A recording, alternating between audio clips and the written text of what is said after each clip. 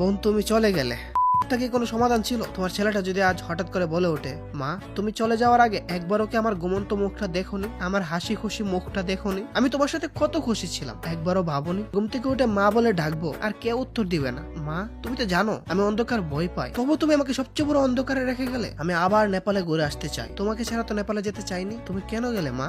কি কোনো সমাধান ছিল? জানো মা, তুমি চাইলে লড়তে পারতে আমার জন্য, তুমি সিঙ্গেল মাদার হয়েও আমাকে 2 হাত ধরে ভালোবাসতে পারতে। আমার তো শুধু মা দরকার ছিল, কোন পারফেক্ট জীবন না। তুমি জানো মা, আমি এখনো দরজার দিকে তাকিয়ে থাকি, ভাবি হয়তো তুমি ফিরে আসবে, কিন্তু সবাই বলে তুমি আর আসবে না।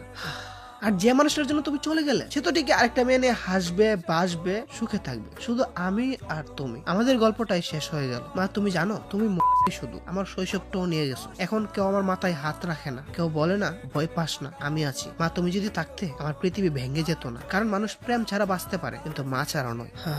আজকে আর আমি আউটরো দেওয়ার মতো সাহস পাচ্ছি না।